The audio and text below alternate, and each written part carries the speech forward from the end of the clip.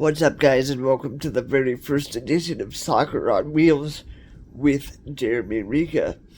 I decided to create this YouTube channel largely because I get asked a lot, what got you into soccer? Why are you so passionate about the game of soccer? Why are you so passionate about coaching? What kind of challenges do you face as not only an individual, but as a coach?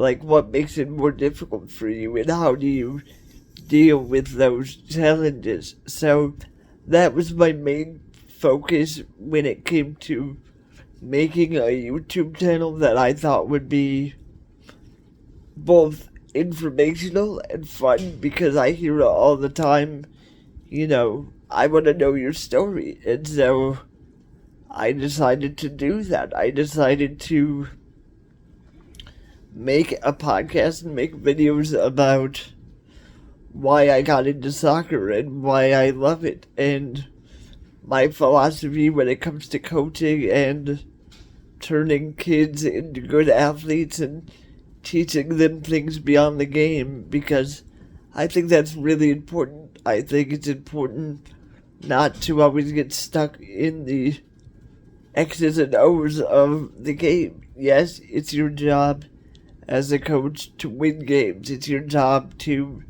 make sure that the kids are successful. But I think a bigger portion of that comes down to molding these individuals into good individuals. I don't like coaches, because trust me when I tell you, I've been on the sideline across from coaches that are so wrapped up in winning the game that they'll be screaming at these kids from minute 1 to minute 80. It's just, that's the way it is. And I know some people, they think that's okay, but me, personally, I don't like that.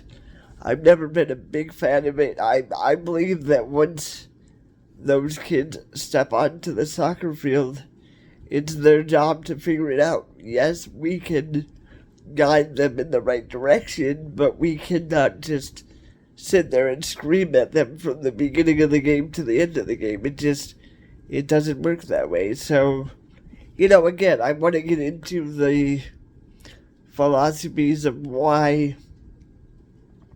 not why, but what I think it takes for kids to be successful. I want to give my insight to parents on what I think is a good way to approach not only your kids, but your kids' coaches, because I've seen it all the time where parents get mad and, oh, Johnny's not getting enough playing time, or coach, why did you do this? And so I think it's important for me not only to talk on behalf of the kids, but the parents as well, because I see a lot of parents do things that I don't necessarily agree with, especially because when you're signing your children up to play a sport, you're essentially saying, look, I trust you with my children. So, I have a little bit of a different philosophy, so to speak, when it comes to, how I think parents need to approach their children's coaches, because I think a lot of times people forget that we're coaches. We're trying to not only win the game, but we're also trying to, turn your kids into people that essentially are going to be adults one day. And,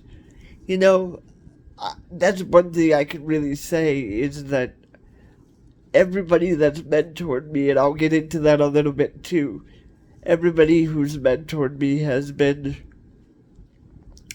really fantastic, in the sense that they've been able to teach me, hey, yes, we want to win the game, but your main priority is to turn these kids into people that can thrive in the real world and, can think for themselves and make their own decisions, and not just make their own decisions, but make the right decisions. So I think that's another reason that I love being a coach, is because I like that challenge of not only molding these athletes into athletes, but molding them into fine human beings. I mean, when you talk about my story when it comes to soccer, it all started in Milwaukee. I started as a fan of an indoor soccer team called the Milwaukee Wave. You know, I started going to their games when I was 5 years old. And the first game I went to, it was unlike anything I had ever seen in my life. I knew about soccer, obviously. As a 5-year-old, you don't know a lot yet, but you know what you see. And when I was watching that, I was just hooked. Like, I was just hooked. And, you know, so I remember going to those games. We started out as a fan, and at the time, the coach of the Milwaukee Wave was a legend. His name is Keith Tozer. He is actually now the commissioner of the Major Arena Soccer League. But he was the coach of the Milwaukee Wave for a long time. And he had a program called Keith's Kids.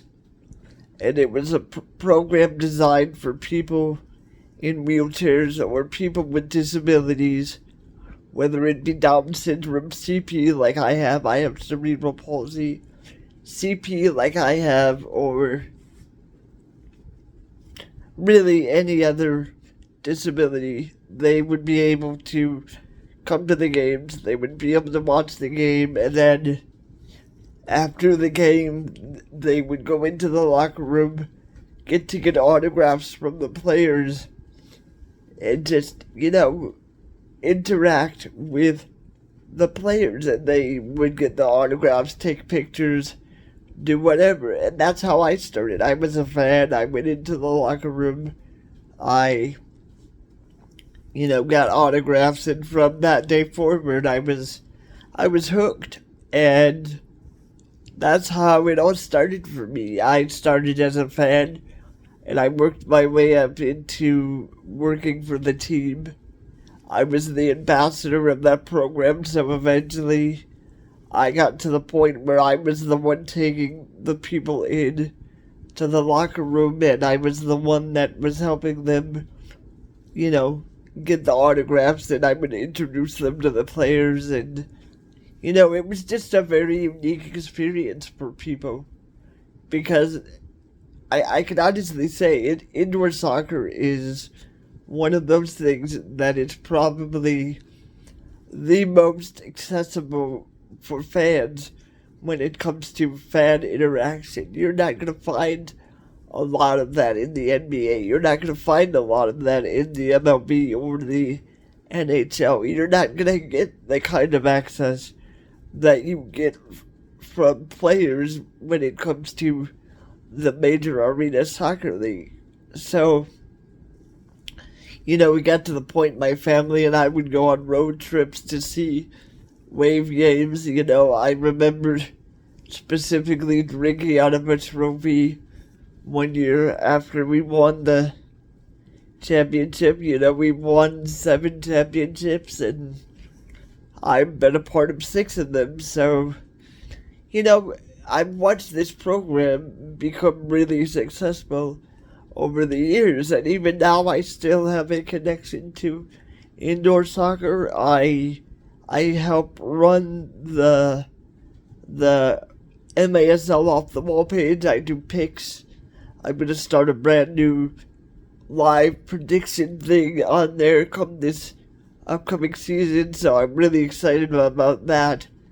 And, you know, it all started because of the Milwaukee Wave, and, you know, I can't really tell my story without talking about some of the people that were absolutely influential when it came to getting into coaching. And I'm going to talk about a few of those guys now.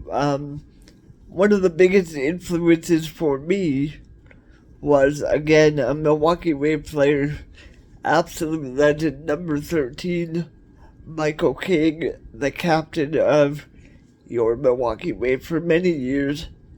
The guy was one of the most prolific forwards you would ever meet. The guy could score from just about anywhere. His ball control was absolutely amazing. He made the right passes. He was a leader on and off the floor. Like, he was just such a good player. And, I was lucky enough to, after his playing career, I was lucky enough to coach with him in Milwaukee. And that was one of the big reasons I decided to become a coach. Because I remember saying to him one day, I said, I know you coach soccer, and I want to do that. And I told this to him over and over again. I said, Michael, I want to do what you do. I want to coach. And he said, well, give me your resume, and I'll see what I can do. And I said, well, Michael, to be honest, I don't have much of a resume because I've never coached before. This is something that I didn't really think of until now. And he said, well, send me your resume. You've been watching the Wave for a long time. You know the game. Make me a resume and I'll see what I can do. So that's what I did. I made him a resume and he got me a job with the Milwaukee Kickers, which was a local soccer club in Milwaukee, and the rest was history. I worked with legends like Michael King, Marcelo Fontana, Peter Knezik, Paul Sanchez, who was my mentor, who unfortunately passed away, and I miss him every day. He was one of the biggest influences on me as a coach. When we worked together, he was probably one of the most knowledgeable people that I ever met. And it wasn't just his knowledge of the game, it was more so his love for the kids that made him not only a great coach, but a great person. So he has to be one of the other people that I mentioned. Like I said, I miss him every day. I still can't believe he's not with us. And Paul, I hope you're watching this and, you're proud of what I'm doing, because I think of you every day. One of the other people that I have to mention, because it's really important, is another Wave legend, both on and off the pitch. His name is Art Kramer, and he was considered not only a great player for the Milwaukee Wave, but he was a great coach. He was the assistant coach for the Wave for a long time. And, I remember sitting in the film room with him for hours just watching games over and over again. And he was one of the biggest reasons why I learned the game as well as I did. Because, watching the X's and O's over and over again, you start to learn the game and you start to look at games from a different perspective.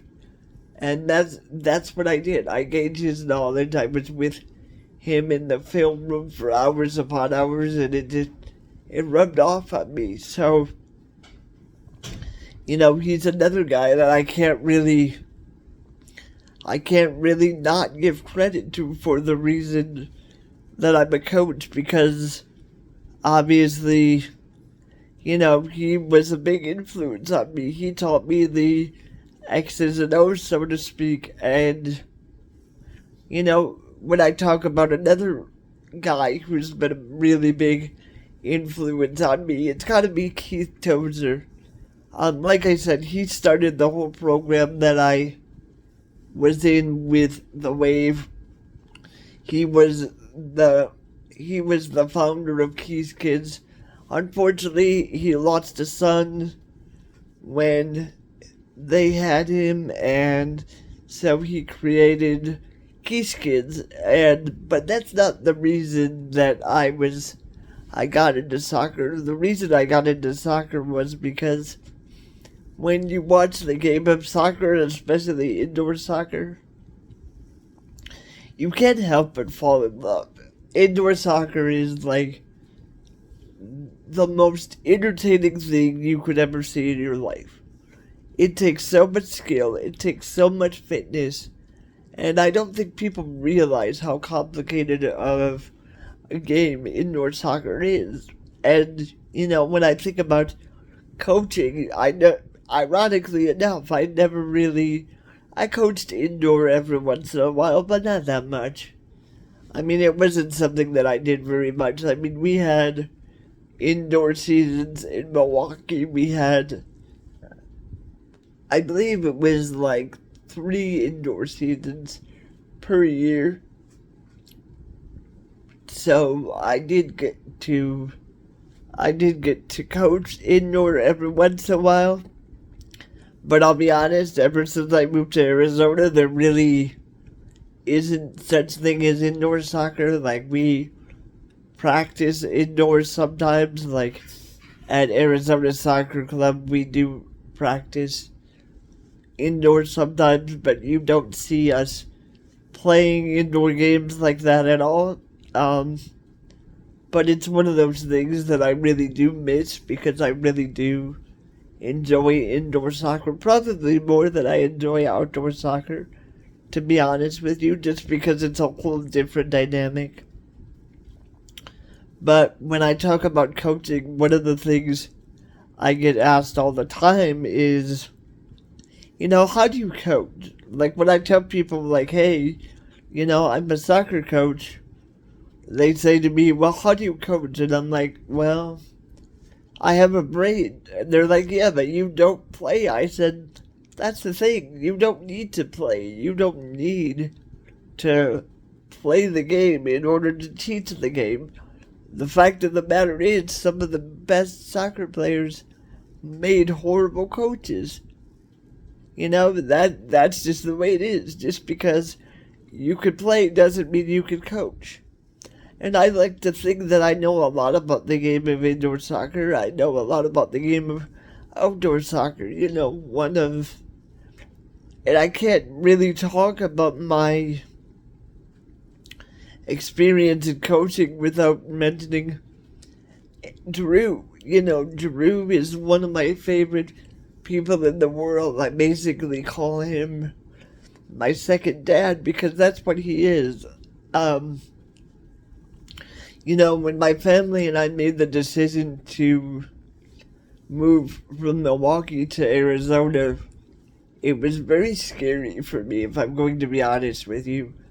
Only because it was really one of those things where, I was so established with the Milwaukee Kickers.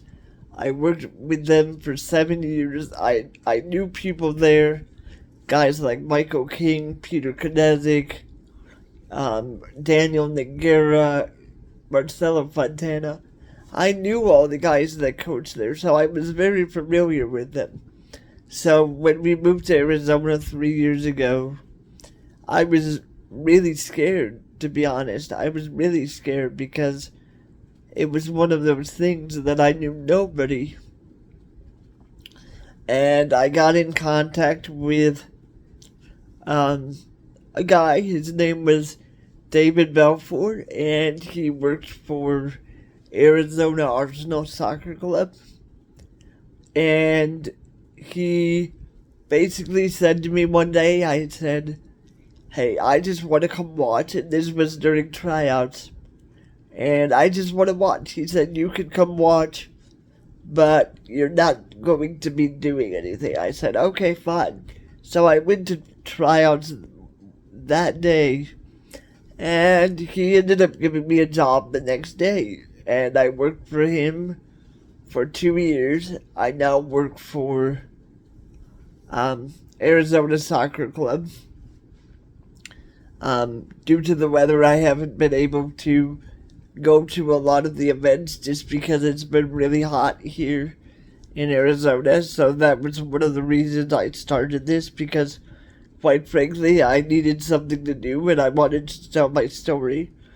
But I can't tell my story without talking about Drew, because Drew was a big reason why I've been so successful in Arizona. And it started by accident, to be honest with you. Like, we worked together at Arizona Arsenal, and I was supposed to go coach JV soccer at Combs High School. And he said, well, if you want, you can work with me at the high school. And mind you, at that time, I barely knew Drew. Drew and I were not at the point that we are at now.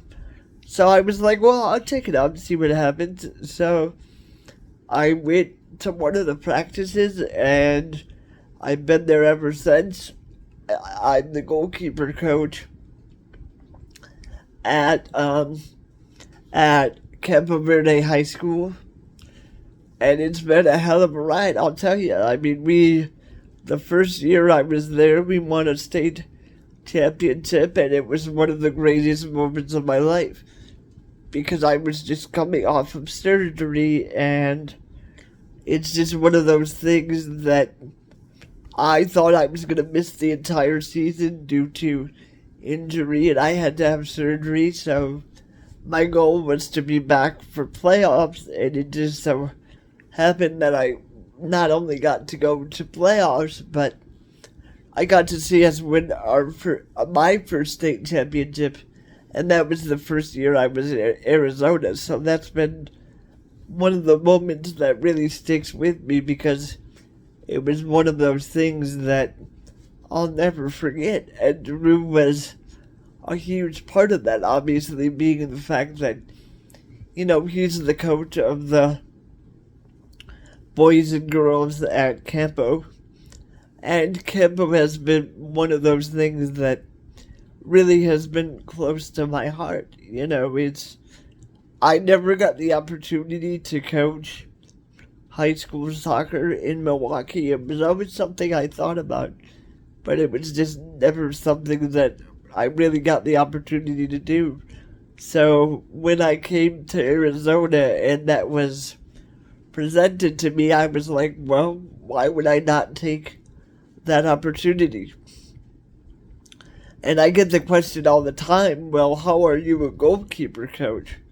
The fact is, when you watch goalkeepers and you study film, and you've been around one of the best goalkeepers of all time in Victor Nogueira, you start to learn the position. And that's what I did. I said to Drew one day, I remember this very specifically, I said, Drew, these goalkeepers need more one-on-one training. Like, we don't give them enough one-on-one training. And I remember him looking at me and saying, well, you need to make a program, then. It's all yours. And I'm like, okay, that's not exactly what I meant, but it all worked out in the end. Like, I'm very happy with where I'm at. I'm very happy with the way the goalkeeper program has worked out. I mean, I do feel guilty because I'm not always at things that I want to be at, and I think that's one of my biggest challenges as a coach is, knowing that there are certain things, being the fact that I have cerebral palsy and that I'm in a wheelchair. There's certain things that, I have to face. Like, I have to face the fact of if it rains, I can't go. If it's too hot, I can't go because I would end up in the hospital, and that's one of the things about living in Arizona that's been really challenging, and I feel really guilty about that, but, it's just something you deal with. It's something that you face facts with, and there's not much you can do about it. And believe me when I tell you, like, it's really difficult when you cannot travel with your team and you cannot be at games for one reason or another, whether it be it's raining or it's too hot or what have you. Like, that part is really frustrating for me because Obviously, as a coach, you want to be at everything that you possibly can, and the fact that I'm not able to be at those things, it bothers me, to be honest. It bothers me, but when I talk about being a coach, I think one of the things that I've had to learn specifically is just because I'm disabled doesn't mean I can't do things. And, there's a reason I'm the only person in the U.S. with cerebral palsy who has a license to coach soccer. And, every time I say that to people, they always say, "Oh, wow, that's so amazing." And I just look at them and I'm like, "Thank you, but you have to understand, like, I just look at it as a job. I don't look at it as, wow, he should be praised for this because he's doing it. At the end of the day, it's a job. If I'm not doing it, somebody else will do it. That's just the way it is. I mean, I'm very humble for what I've achieved, but the fact of the matter is, I wouldn't be where I am today without a lot of people's help. I named Michael King, I named Drew, I named Artie, but there's so many other people. Like, the things that I've been able to do, and it's not just about coaching, it's in terms of soccer in general. It's one of those things that, I've been very blessed to come across great people, and those great people have opened a lot of doors for what I've been able to accomplish. And, last but not least, I want to talk about my family. When I think about my journey as a coach, I would be remiss not to mention them, because at the end of the day, if it wasn't for those people, I wouldn't be able to coach. That's just the bottom line. If it wasn't for my mom, my dad, my sister, I would not be able to do what I do, because the reality is I can't get from point A to point B by myself. It was a little bit easier when we lived in Wisconsin because there was a program for that where you could get van rides and you got tickets, so I got there for free. My house was 5 minutes away from the Eline soccer park, so it was a lot easier in Wisconsin, but now here in Arizona I have to rely on my mom, my dad, my sister to get me from point A to point B. So yeah, that's a little challenging at times. I can't lie about that. It's not easy. Oh, sorry about that. I hit my wheelchair controller. But it's not easy. But they've been really great about making my schedule their schedule. And when I talk about being a coach and when I talk about doing what I love to do, there is a part of me that feels badly because, essentially my life becomes their life, and I feel bad about that, because if I could drive or if I could get there on my own, I would not have to rely on them. But again, I would be foolish not to mention them at the end of the day, because at the end of the day, they are a big reason as to why I'm a soccer coach today, and I'm so grateful for them. So, Jessica, thank you for what you do. Mom, Dad, thank you for what you do. Drew, thank you. Artie, thank you.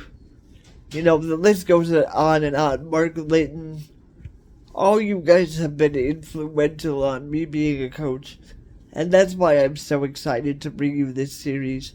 I can't wait to talk about soccer. I can't wait to talk about things that I see in soccer. We'll be covering the World Cup. We'll be covering coaching. We'll be covering all kinds of stuff. I'm super excited about that.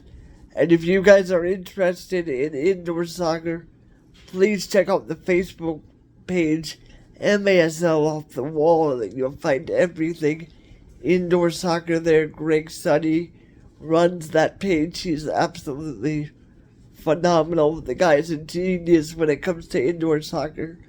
If you don't know about him, look him up. I love that guy to death. I'm very blessed to be able to contribute to his page. I'm very blessed to be able to, do the pics for him.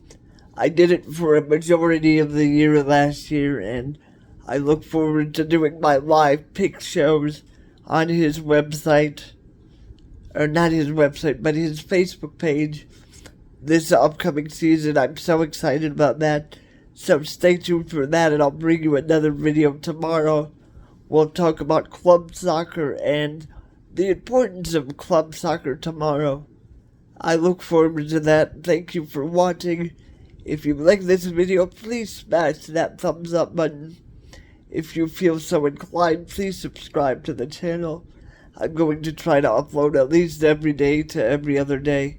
So I look forward to that. Thanks for watching, and take care.